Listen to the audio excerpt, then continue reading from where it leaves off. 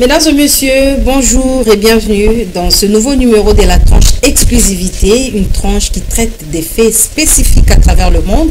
Nous allons parler aujourd'hui des droits des enfants. Avec moi sur ce plateau, Alain Goma, Fifi Kalumbwe, bonjour. Bonjour. Comme annoncé à l'ouverture, nous allons parler des droits des enfants qui est bafoué au Canada, précisément au Québec. Nous allons nous attarder sur un cas précis de Nadia Aïcha qui tend vers la perte de son droit de mère à cause du rôle de la direction de la protection de la jeunesse. La DPJ, c'est une structure qui met les enfants sous tutelle dans une famille d'accueil, mais curieusement, ce travail n'est pas fait logiquement. Il y a des conséquences, telles que les cas de Nadia que nous allons évoquer sur ce plateau. Madame Fifi, je débute par vous. Selon vous, la DPJ fait correctement son travail? D'abord, sa mission, merci Rite Dinazé pour la question. Sa mission primordiale, c'est la protection des enfants en situation de danger. Mais apparemment, certaines personnes profitent de cette situation pour régler les comptes des affaires privées. C'est le cas, par exemple, de Madame Nadia. C'est vrai qu'au Québec, au Canada, là-bas, c'est tout le monde qui hausse la voix pour parler de la situation de la direction de protection de l'enfant DPJ, qui ne joue pas bien son rôle, avec la réaction même du ministre qu'on a suivi, qui a mis des intervenants pour suivre les travaux abattus par cette direction, par cette structure. Mais si nous parlons aujourd'hui du cas de Madame Nadia, c'est un cas spécial parce que au-delà de la mission... Oui, je vais y arriver. Au-delà de la mission de la DPJ qui tourmente les familles au niveau du Canada, là-bas au Québec, il y a cette situation de Madame Nadia qui, personnellement, c'est vrai qu'elle s'aligne aussi par rapport au mauvais traitement de cette direction de la DPJ, mais également son cas est un peu particulier par rapport à l'implication de son mari. Madame Nadia, comme votre question que vous venez de poser, Madame Nadia, c'est une Ivoirienne. C'est une Ivoirienne qui est canadienne d'origine ivoirienne, qui vit déjà au Canada. Donc, elle a connu un mari, elle a 3 enfants, 2 enfants, comme elle l'a dit, qui ont la même peau qu'elle, c'est-à-dire que ce sont des Ivoiriens. Et après là, elle a connu un homme avec qui ils ont eu un enfant, un jeune garçon, un petit garçon. Le garçon, déjà à 1 mois de sa grossesse, le mari avait déjà désisté de ses droits de père. Le mari ne voulait pas de cette grossesse. Il avait demandé à la femme d'avorter et Madame Nadia a tenu avec sa grossesse jusqu'à aller accoucher. Elle a accouché d'un garçon qui est brun, un blanc, il faut le dire un Canadien comme son père. Et par amour, il faut souligner comme ça, elle a accepté pas le même jour de l'accouchement. C'était après qu'elle a accepté de mettre le nom de son père. Donc si nous comprenons bien, le père avait refusé que Nadia puisse porter la grossesse. Il avait refusé, il avait demandé à ce que Nadia puisse avorter. Donc c'est Nadia qui a tenu à garder sa grossesse jusqu'à mettre au monde à 9 mois de la grossesse, comme toujours, comme toutes les femmes. Et en ces moments-là, par amour, par reconnaissance, qu'il a pris le nom du père pour mettre sur l'enfant, reconnaissant que c'est le fils de l'enfant.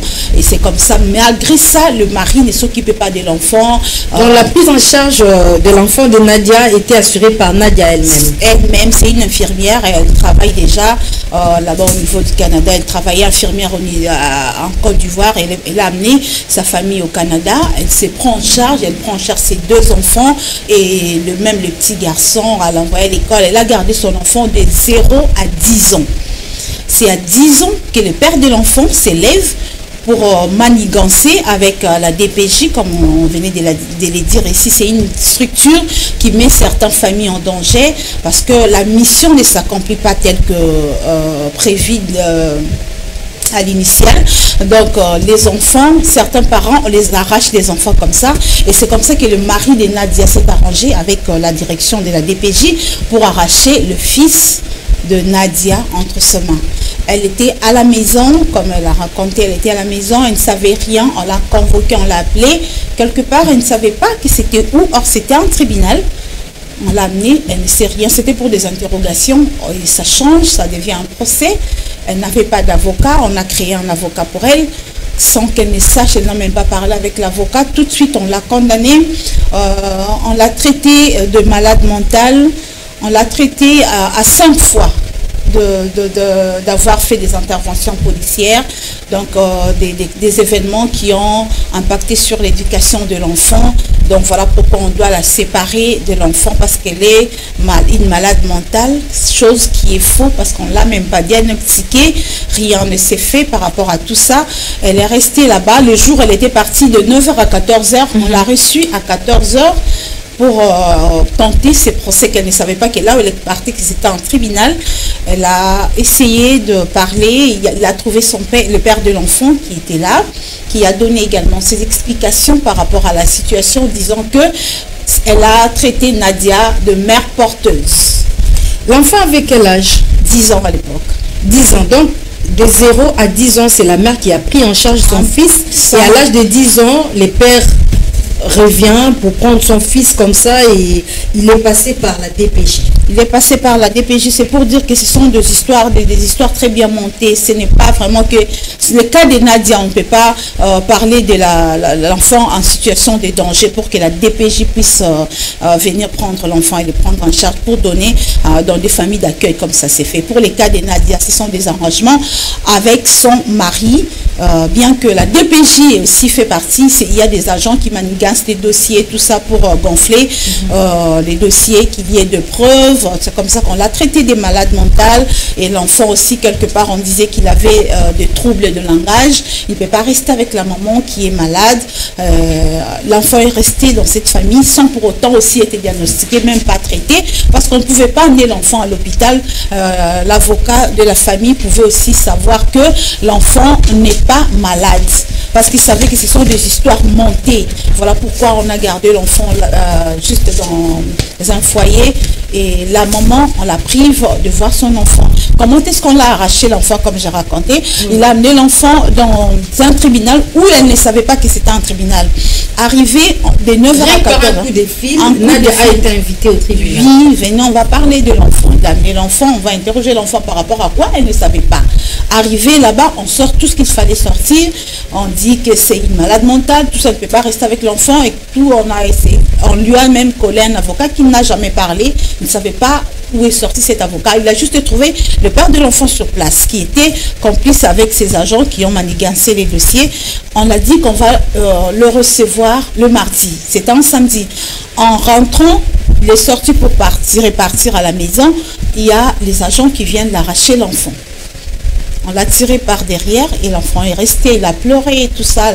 La maman a tenté de faire ce qu'elle pouvait faire avec sa fille qui était présente. On leur a donné 2 minutes pour libérer l'endroit, sinon vous aurez des problèmes avec nous. C'est comme ça qu'elle est partie, et après elle a tenté plusieurs démarches avec la justice. Elle a vraiment gaspillé beaucoup d'argent pour tenter de reprendre la garde de son enfant. Malheureusement, c'est toujours sans succès. Le père continue avec ses agents à financer, à manigancer tout ça pour lui arracher brutalement la garde de son enfant. Donc ça fait 3 ans et demi que Nadia n'a plus la garde de son fils. Nadia n'a plus la garde de son fils à cause de la direction de la protection de la jeunesse. Nous attirons l'attention du gouvernement canadien sur cela.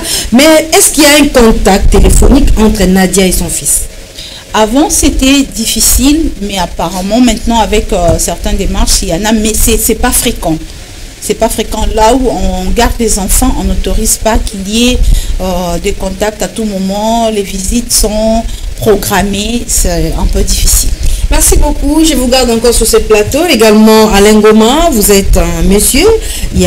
Vous avez suivi l'histoire de Nadia au Québec.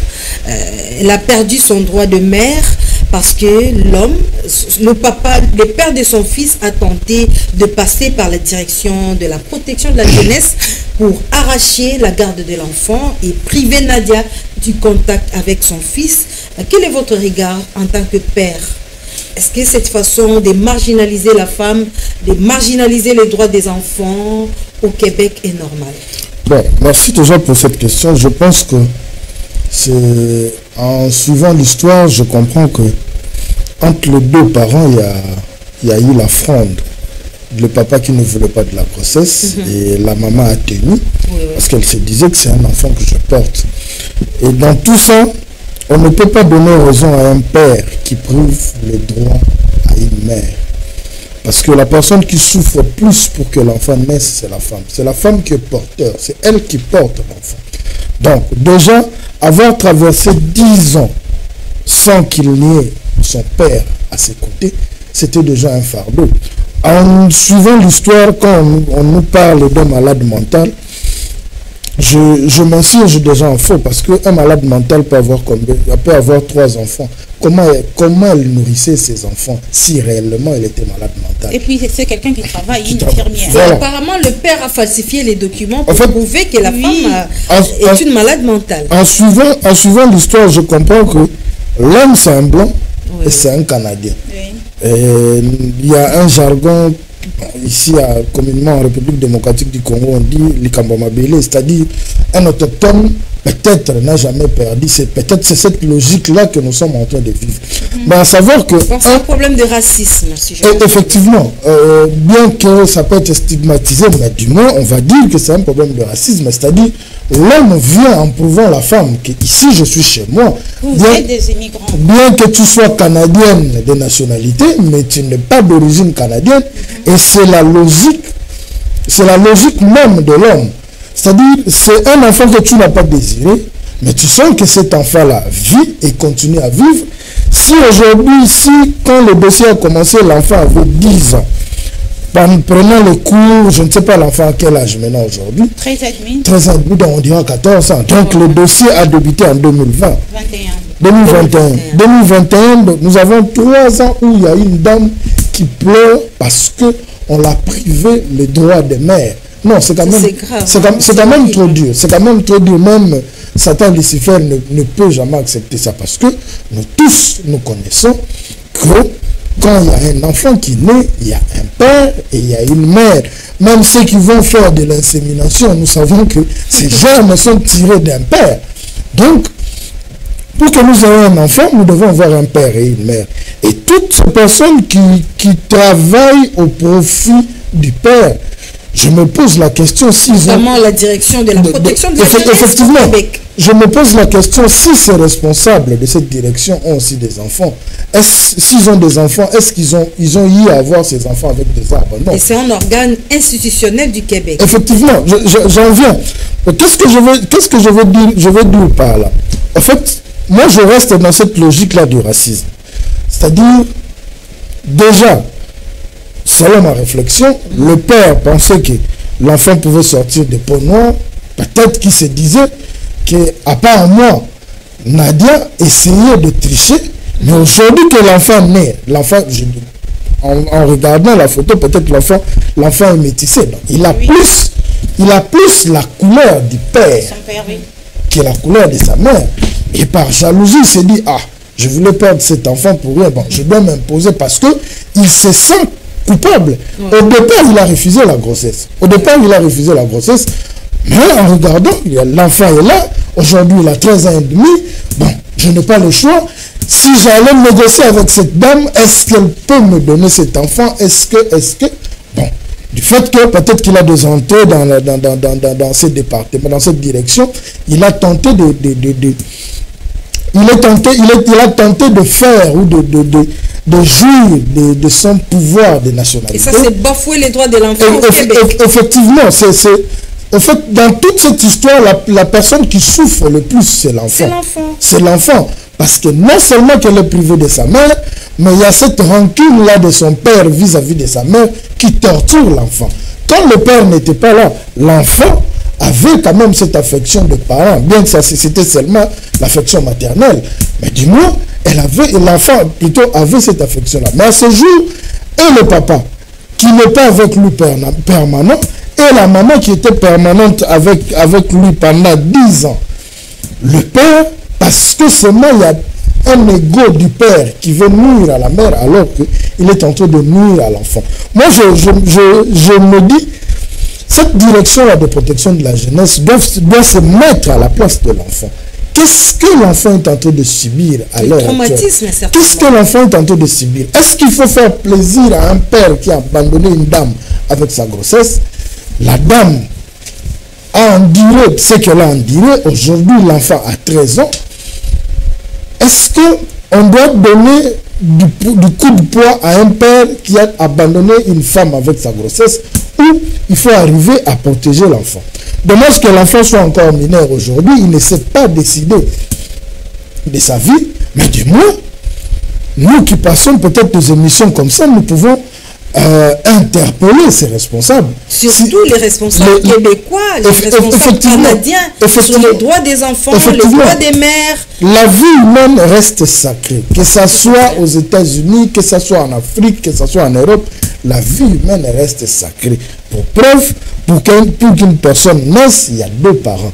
Et aujourd'hui, cet enfant-là a le droit de vivre, même s'il faut prendre l'enfant pour qu'il aille vivre comme ils ont essayé de nous faire croire que la maman avait des problèmes mentaux. Mais même s'il faut prendre l'enfant, il faut le prendre en bonne et due forme. Ce n'est pas en présence de la, ce n'est pas en maltraitant la maman en présence de l'enfant que vous devez venir voir l'enfant. Jusqu'à démontrer des preuves falsifiées que Nadia est une personne malade mentale. Une personne malade qui travaille qui est infirmière, une personne malade avant ces garçons-là qui avaient 2 enfants. Comment est-ce qu'elle vivait avec ses enfants? En étant malade, c'est comme ça qu'elle vivait. Moi, je pense que, regardant les caméras droit aux yeux, les responsables canadiens doivent essayer d'avoir un œil regardant sur ce dossier, parce que ça fait mal. Surtout sur le rôle de la DPJ, une structure qui place les enfants sous tutelle, mais avec... c'est une forme d'enlèvement. Effectivement, c'est une forme d'enlèvement. La femme, la maman est en train de souffrir, l'enfant est en train de souffrir, mais le père, comme c'est lui le bourreau de la femme et de l'enfant, il se dit peut-être être... à l'aise parce qu'il est en train de jouer son sale coup. Dans tout ça, comme je venais de le dire, c'est l'enfant qui est la personne qui souffre le plus entre les 2 parents. Très bien, Alain Ngoma, c'est l'enfant de Nadia qui souffre le plus. L'enfant est en situation difficile. Nous interpellons à travers cette tranche les responsables québécois de faire quelque chose sur le rôle de la DPJ pour que Nadia Aïcha puisse retrouver son fils. Nous revenons vers vous, Madame Fifi Kalumbwe. Nadia se sent retirée de son droit de mère sans évaluation adéquate. Le fils est entre les mains de son père. Jusque-là, il n'y a pas de contact entre Nadia et son fils. Est-ce qu'il y a eu une évaluation avant ou bien pendant le processus, durant les 3 ans passés? Jusque-là, il n'y a que de procès en procès. Elle a été accusée 5 fois pour des interventions policières, des procès qui n'ont pas de preuves. On a dit quelque part, l'autre fois quand on l'avait accusée pour le cas d'intervention policière, on dit qu'on l'avait déchiré les habits, c'est ce qui avait impacté sur l'enfant, et voilà pourquoi l'enfant n'arrive pas à vivre avec sa mère. Ce sont des histoires comme manigances comme ça pour gonfler les dossiers qui ne sont pas vrais. En tout cas, au niveau même de la DPJ, c'est vrai qu'au Québec, tout le monde, les victimes plusieurs familles haussent les tons pour la pratique d'arracher les enfants de leurs droits des parents. Mais pour les cas de Nadia, j'ai dit au-delà de la DPJ, il y a complice, il y a manigance. Pourquoi? Parce que la procédure n'avait pas été respectée. Les parents dont on arrache des enfants, ils sont préparés au préalable.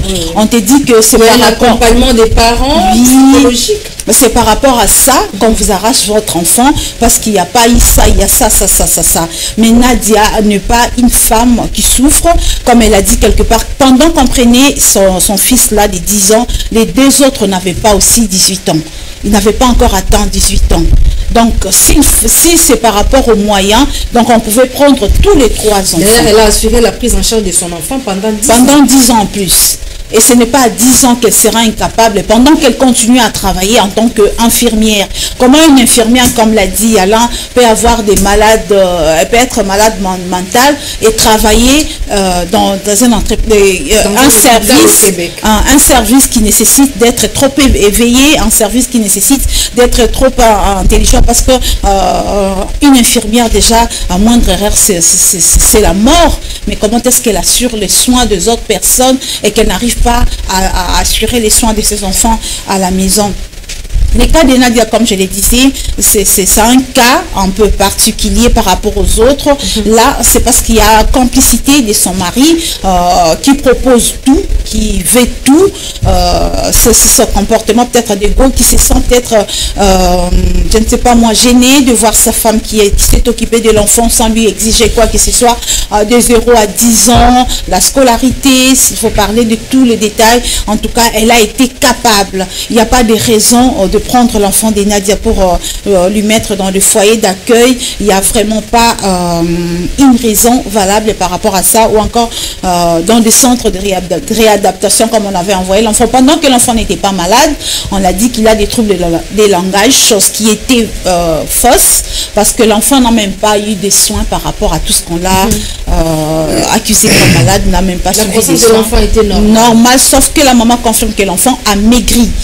Tout ce qui se passe, c'est cette situation de la DPJ met l'enfant en danger, parce que l'enfant est privé de son unique affection qui était sa mère, de 0 à 10 ans. Vous savez, cet amour de mère. Déjà, même si les parents sont là, les enfants sont trop attachés à la maman, et c'était pour lui le seul parent, même si le papa est là, j'allais dire, mais c'était pour l'enfant le seul parent à ses côtés. Même le jour où on a arraché l'enfant à pleurer, maman ne me laisse pas ici, maman ne me laisse pas ici. À tout moment, même la maman, quand elle va rencontrer l'enfant, c'est le même refrain chaque jour, l'enfant pleure, maman il faut que je sorte ici, maman il faut que je parte ici, maman qu'est-ce qu'il faut faire, maman qu'est-ce qui manque, tout ça. Donc, si la DPJ pour les cas de Nadia, si la DPJ est là pour assurer la protection des enfants en situation difficile, pour les cas de Nadia, je pense que c'est une solution qu'on cherche à apporter à un autre problème qu'on veut créer. Parce que Nadia aussi, de son côté, n'est pas tranquille par rapport à cette affection qu'on lui arrache comme ça, les droits de mère. Pendant qu'elle se sent capable de pouvoir assurer les droits de son fils, on lui arrache ses droits facilement comme ça. Et l'enfant qui se sent à l'aise auprès de sa mère, qui n'est pas à l'aise là où il est, tout ce qu'on lui propose actuellement là, il y a eu un document qu'on a cherché à faire signer à l'enfant pour que l'enfant confirme qu'il refuse de rester avec sa mère pour qu'on lui octroie un passeport qu'il quitte le Canada pour un autre pays sans que la maman ne sache. Sans que la maman le sache. Donc, c'est pourquoi j'ai dit, au-delà de la mission de la DPJ, pour les cas de Nadia, comme le ministre déjà a mis un accent sur cette situation pour pouvoir suivre l'évolution des dossiers. Les cas de Nadia, il faut qu'on suive ces dossiers vraiment à fond. On comprendra que la DPJ n'a rien à voir avec ces cas, parce que l'enfant n'est pas en situation difficile. Donc, comprenant qu'il y a des dossiers, des documents falsifiés, manigancés, il y a une mémise, on comprend. Parce que le premier jour où on l'avait convoqué au tribunal, on a trouvé, déjà son père était là. Et quand on arrache l'enfant, on dit que tu ne conviens pas pour prendre les soins de cet enfant. Donc c'était la deuxième séance qu'on a arraché l'enfant. Le premier jour, tout pour le cas de Nadia, tout s'est passé le premier jour, alors qu'elle ne savait même pas qu'elle est venue au tribunal. On l'a convoquée quelque part, elle pensait que c'est pour des interrogations. Elle ne savait même pas que ça faisait suite à cette affaire de la DPJ. Alors le processus pendant une seule journée et on arrache l'enfant. Vous voyez comment l'enfant est resté. Quelle est présentement l'attente de Nadia? L'attente, surtout qu'elle a déjà entamé plusieurs processus qui n'ont pas marché. Pour elle, c'est peut-être avec cette assurance que vient de donner le ministre, que le ministre puisse ordonner qu'on puisse examiner certains dossiers à fond pour qu'on sache ce qui se passe. Aussi, un autre problème par rapport à son travail, elle était quelque part contente de voir qu'on a démasqué les agents de la DPJ, les mafieux, ceux qui sont là pour falsifier des dossiers, ceux qui entrent en connivence avec les gens qui viennent les contacter pour la falsification. Il y a au sein de la DPJ au Québec. Oui, parce que pour son cas par exemple, où est la difficulté que pose la mère sur le plan sanitaire, comme l'a dit Alain, il y a une malade mentale qui a déjà 2 enfants et ces enfants-là ne sont pas exposés à cette maladie mentale. Nadia a dit pendant qu'on prenait les petits garçons, même les 2 autres là, bien que sont ivoiriens, n'avaient pas encore atteint 18 ans. Donc s'il faut secourir, il fallait secourir tous les trois. Mais comment on a fixé le regard sur le petit garçon et son père, à chaque fois qu'ils vont en tribunal, c'est Nadia qui est condamnée et on donne toujours raison à son père. On dit que c'est pas toi qui as pas parlé du racisme. C'est aussi ce problème du racisme. Donc ça arrive aussi beaucoup plus pour les cas des immigrants. Ces problèmes, c'est vraiment les problèmes du racisme parce qu'ils se disent que tu es venu de là, tu n'es pas d'ici, ça c'est chez nous, notre droit et autres. Et puis il a toujours raison. Ce sont des blancs qui jugent. Elle s'est dit, Nadia, à quel sens c'est voué? Parce que avec tout ce qu'elle a entamé comme processus, elle avait même rencontré l'association de Noirs, mais tout ce qu'ils ont fait, c'était toujours sans succès. Jusque-là, il y a toujours de montées et descentes. À l'heure actuelle, c'est le processus d'octroyer à son fils le passeport pour qu'on l'amène. Et au-delà de tout, il y a aussi les menaces de mort de son père, qui ne veut pas que l'enfant soit en contact avec la maman. Et là, on doit attirer l'attention des autorités québécoises. Bien sûr. Faire quelque chose en faveur de Nadia. Il y a le fils qui est déjà menacé de mort par son père. Dès qu'il apprend que le fils est en contact avec Nadia, ça sera la mort pour cet enfant. Il a dit à l'enfant, si ce n'est pas toi, c'est ta mère que je vais éliminer. Donc, tous les deux sont en danger. Donc, c'est un cas vraiment, j'ai dit, particulier par rapport à tous les cas de la DPJ. C'est vrai que les gens se plaignent de la façon de travailler de la DPJ. On a dénoncé plusieurs cas d'abus de cette structure, mais les cas de Nadia, je l'ai dit, c'est un cas où on comprend qu'il y a une main noire derrière. Donc il faut vraiment que les législateurs canadiens puissent vraiment agir par rapport à cette structure qui est la DPJ. Je reviens à vous, Alain Ngoma. Est-ce qu'il y a vraiment nécessité d'orienter à travers les directives correctes cette DPJ au Québec? Bon, en fait, déjà, une direction... Concernant les cas de Nadia. Effectivement, c'est ça que je veux dire. Une direction dirigée par des êtres humains. Et les affinités, en suivant Fifi Kalumbe, elle nous a ici confirmé qu'il y a un réseau mafieux qui a été démasqué. Oui, déjà le mercredi. Donc ça peut... Mais le Canada, c'est quand même un pays bien organisé. Oui, en fait, l'œuvre humaine, c'est la Bible. Hein. Je ne lis pas trop la Bible, mais la Bible nous dit l'œuvre humaine n'a jamais été parfaite. Donc ce n'est pas parce que c'est au Canada qu'il ne peut pas y avoir des hommes mafieux. Déjà, le nom mafia ne nous appartient pas, c'est un mot importé. Donc c'est possible que là-bas aussi qu'il y ait des personnes qui œuvrent dans la mafia. Dans ce dossier de Madame Nadia, nous avons tous vu des dossiers vrais et faux. C'est-à-dire un document de l'administration canadienne, mais qui est un faux document, mais qui venait de la DPJ. Donc ça prouve à suffisance que tout ce que les autres humains peuvent faire, on peut avoir le vrai, on peut avoir le faux. Mais moi je reviens plus dans la logique de l'enfant. L'enfant est dans un traumatisme perpétuel avec les menaces de mort de la part de son père. Et nous en appelons aux autorités canadiennes d'essayer de jeter là ici. Le dossier Nadia en est un. Est-ce qu'il n'y a pas plus de 5-6 dossiers du genre? Donc ça prouve à suffisance que c'est une logique que nous, Africains qui allons vivre au Canada, ne vivons pas aisément. Au Québec. Oui, au Québec, ne vivons pas aisément. Ce n'est pas parce que Madame Nadia a eu un enfant avec ce monsieur blanc qu'elle doit... Sa vie doit devenir une misère. D'autant plus que le monsieur n'avait même pas voulu de cet enfant-là. Aujourd'hui, pourquoi il doit courir 10 ans après. Pourquoi il doit courir pour chercher à avoir cet enfant? Qu'est-ce qui se cache derrière ça? Ce sont des questions que nous devons nous poser. Mais moi, je regarde plus l'enfant. Parce qu'un enfant qui subit des traumatismes dès le bas âge, il grandit avec ce mental-là. Et le jour où il atteint l'âge de la majorité, il se dit, bon, je peux faire ce que je peux, parce que j'ai même connu ce que j'ai connu, et puis la vie continue, alors que cet enfant-là a besoin de l'encadrement, cet enfant-là a besoin de l'éducation, cet enfant-là a besoin de l'instruction, et cet enfant-là a besoin des orientations des parents. Les parents, ce n'est pas seulement les pères, les parents, c'est aussi la mère.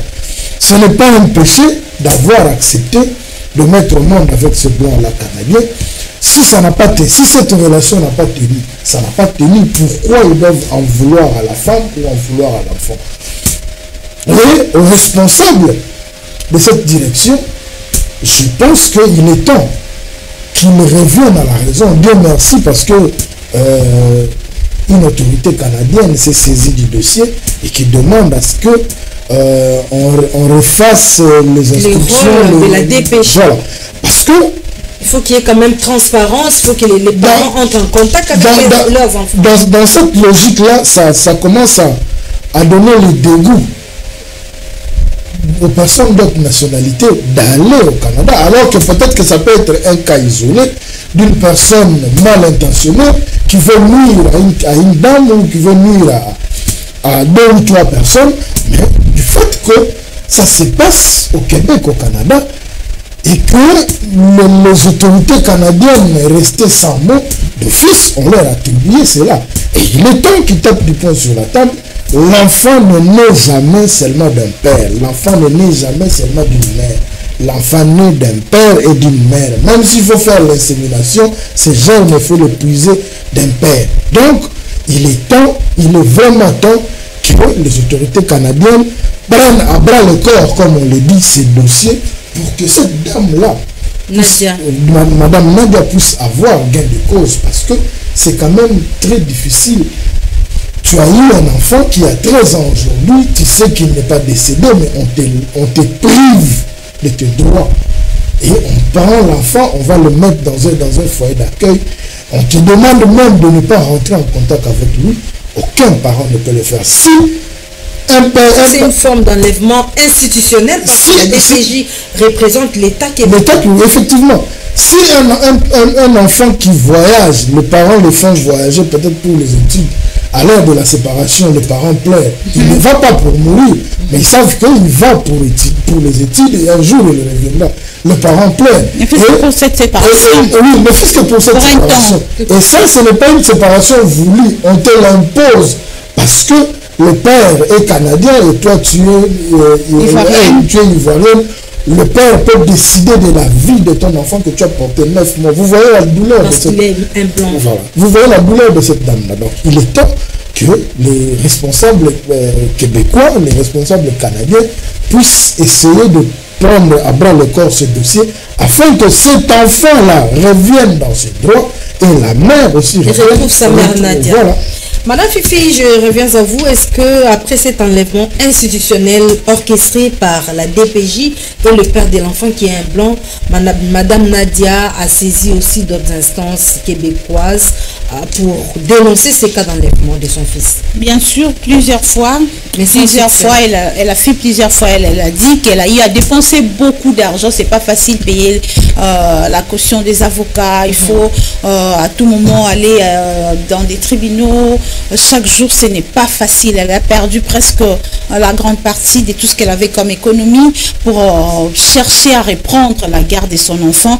Mais cette histoire du racisme, comme vous l'avez dit, prime toujours, parce qu'à chaque fois qu'elle va au tribunal, c'est toujours elle qui est condamnée. Elle est toujours condamnée parce que elle n'est pas blanche comme les autres. On l'accuse de tout. C'est une Africaine, c'est une Ivoirienne. Voilà pourquoi je veux aussi profiter pour attirer l'attention aux Africaines qui ont choisi peut-être le Canada comme seconde patrie, d'être soudés, de se soutenir pour des cas pareils.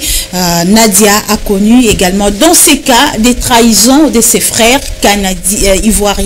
ivoiriennes qui sont allés témoigner des mensonges. Par le père. Oui, il y a eu influence. Il y a même quelqu'un qui s'est présenté comme étant son oncle alors qu'il ne l'était pas.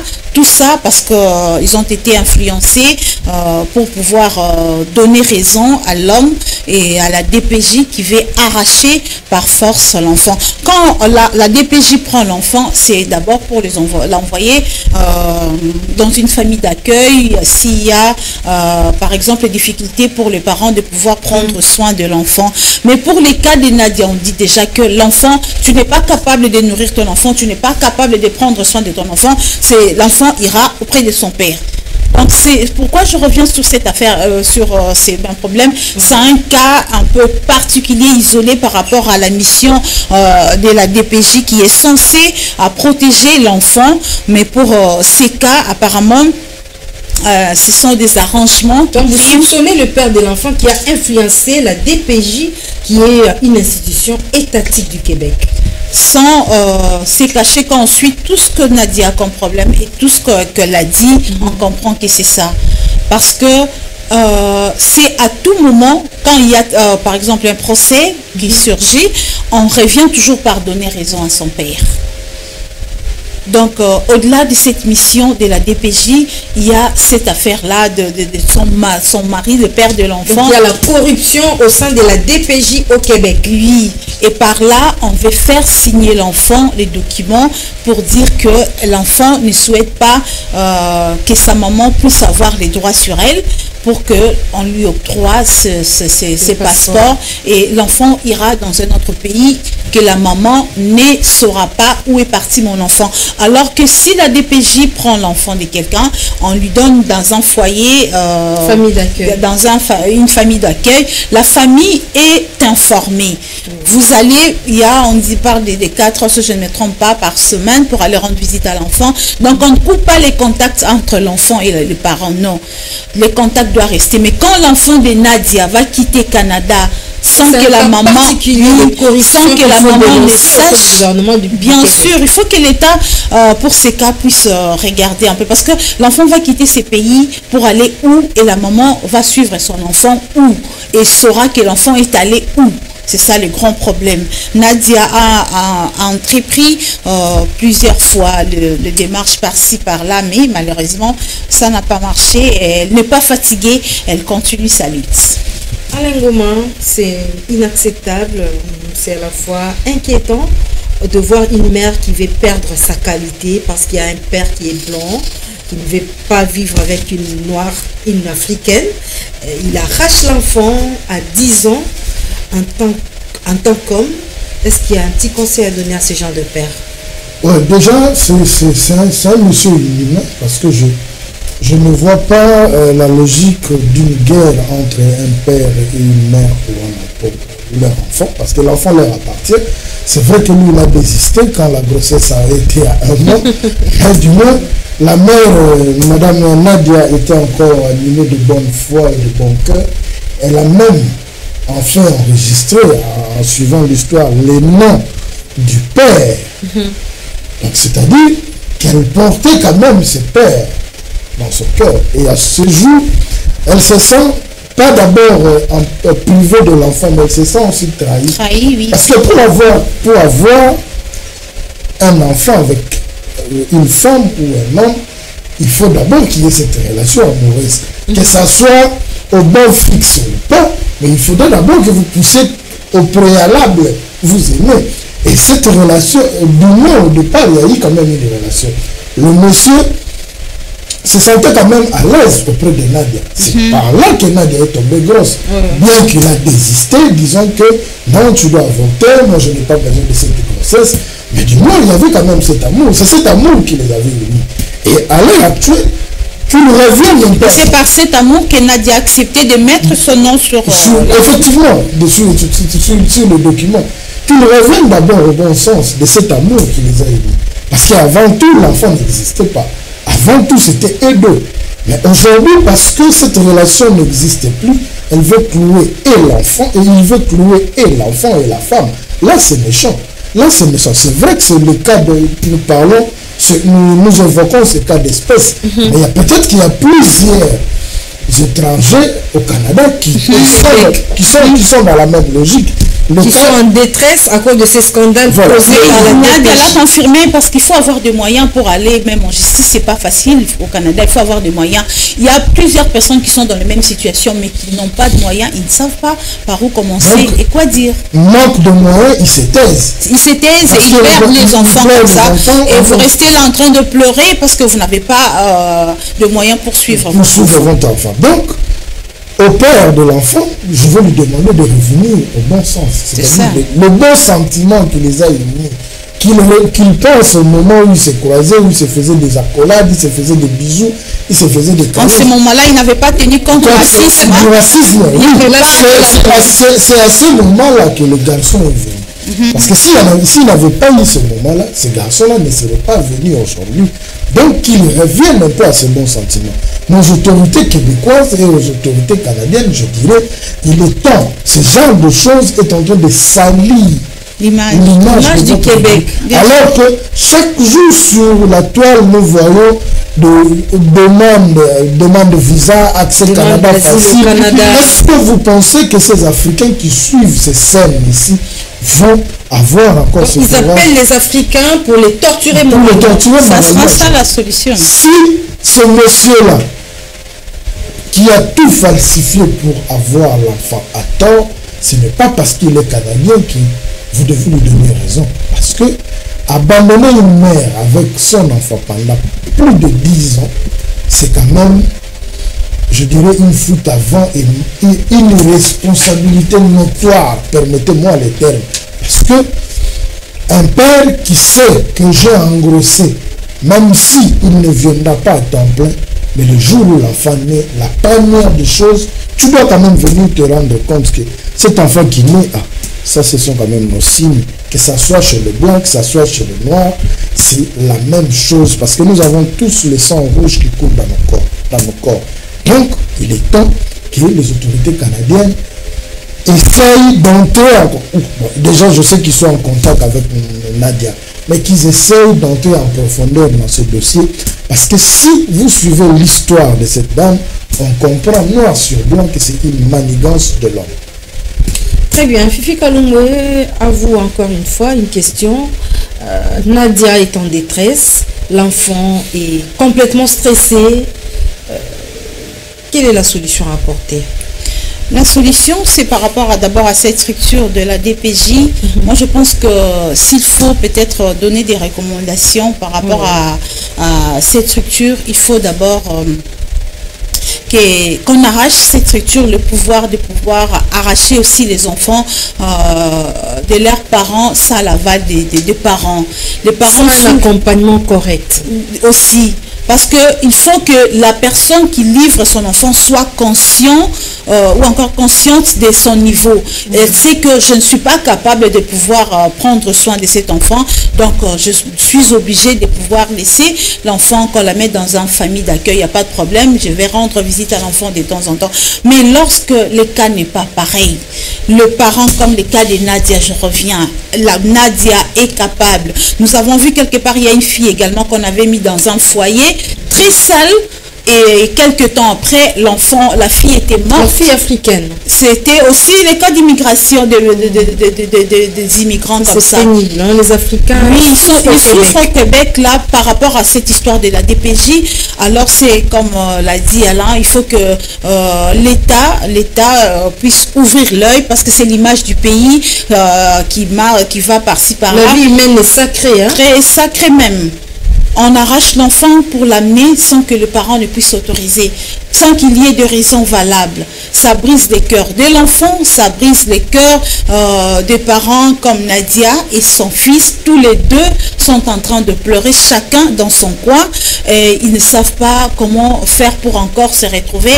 De temps en temps, c'est l'enfant qui pose des questions sur ses frères et sœurs qui sont restés à la maison, et les frères qui dérangent aussi la maman. Quand est-ce que notre petit frère viendra ici? Quand il voit à l'école, voir les amis par-ci par-là, il raconte l'histoire. Comment est-ce qu'on va encore faire pour refonder notre famille? C'est vraiment difficile pour cette famille qui vivait en harmonie. Brutalement comme ça, on a arraché cette unité, on a arraché comme ça parce qu'on doit satisfaire aux caprices de quelqu'un. Je ne sais pas, il est fait pourquoi.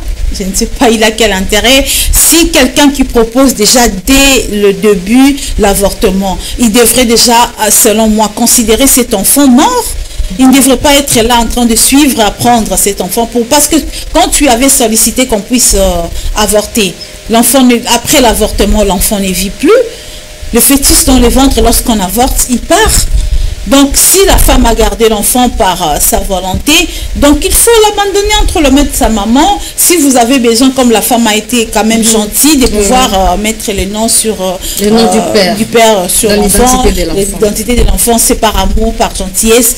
Il vous accepte comme ça. Si vous voulez réintégrer la famille, venez avec toute gentillesse et non briser encore le cœur de la personne qui vous a montré quand même sa bonne volonté, son amour qu'il avait pour vous. Ça prouve déjà qu'il y a eu trahison dès le départ, parce que déjà quand on vous annonce la grossesse, vous demandez l'avortement. L'enfant né, vous commencez avec des histoires comme ça, vous ne envoyez rien comme charge pour l'enfant, aucune... Il n'a pris soin de l'enfant en aucun cas, même pas des scolarités et autres. La maman, soi-disant malade mentale, a gardé l'enfant de 0 à 10 ans. Cette maladie mentale, un bébé de 0, vous savez, un bébé de 0 qu'on allait par une maman malade mentale, et à 10 ans, même si la maman est malade mentale, l'enfant va se prendre en charge. À 10 ans déjà, il a une grande soeur et un grand frère. Donc le pire a déjà été évité. Parce que s'il y avait eu le pire, c'était à craindre au niveau de 0 à 3 ans, par exemple, lorsqu'il était encore bébé. Mais il a déjà grandi, il sait faire tout ce qu'il peut faire, il sait manger, il sait s'habiller, il sait se laver et autres. Donc, on comprend que c'est une histoire montée de toutes pièces.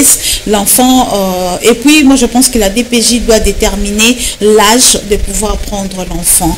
Avec ce cas de Nadia, déjà, on comprend que ce sont des arrangements, parce que on avise déjà la personne que vit ceci, vit cela, on doit vous prendre, on doit vous arracher l'enfant. Mais Nadia n'a pas été avisée, on l'a arraché l'enfant brutalement comme ça, et l'enfant a pleuré. Nadia a pleuré à tout moment, c'est tout le monde qui pleure, ce n'est pas facile. La famille, ses soeurs et frères qui sont restés de l'autre côté pleurent, et les papas est à l'aise en train de continuer avec les processus. Aujourd'hui, ils tentent de pouvoir enlever l'enfant du Canada pour l'amener ailleurs. Et c'est ailleurs là qui brise encore les cœurs des Nadia. Voilà, Alain Ngoma, quelques mots pour conclure toi aussi. Le cas de Nadia, c'est un cas pénible. Il n'est plus en contact avec son fils. Le père est en train de manigancer les choses pour que les fils puissent quitter le Québec vers une autre province. Quel est votre mot? Le dernier mot, je dirais, c'est justice pour Nadia. Parce que c'est dur ce qu'elle est en train de vivre et traverser, mais qu'elle tienne bon, qu'elle se dise que c'est une bataille qu'elle va remporter haut la main. C'est parce que tout ce qu'elle fait, tout ce qu'elle a fait dans le passé et qu'elle continue de faire, elle le fait par amour. C'est parce qu'il a aimé le père de son enfant au départ. C'est parce qu'il aime son enfant, qu'il ne veut pas voir son enfant souffrir. Et bien que ça peut être, la bataille peut être longue, mais elle finira par l'emporter haut la main. Donc justice pour Nadia. Merci beaucoup. Nous sommes arrivés à la fin de cette tranche FM exclusivité, mesdames et messieurs. C'était là l'histoire de Nadia, une Ivoirienne vivant au Canada, au Québec. C'est une dame qui est en rupture avec son fils mineur. Son fils qui est mineur, à l'âge de 10 ans, le père survient, qui n'a jamais assuré la prise en charge du fils, mais il survient pour prendre l'enfant de force à travers la structure de la direction de la protection de la jeunesse DPJ en sigle. C'est une structure de l'État québécois pour la prise en charge des enfants dans des familles d'accueil. Mais pour les cas de Nadia, c'est un cas spécifique où l'enfant a été arraché de force avec des documents falsifiés. Nous prions au gouvernement québécois de faire quelque chose en faveur de Nadia, qui est une Canadienne d'origine ivoirienne, à bas le racisme.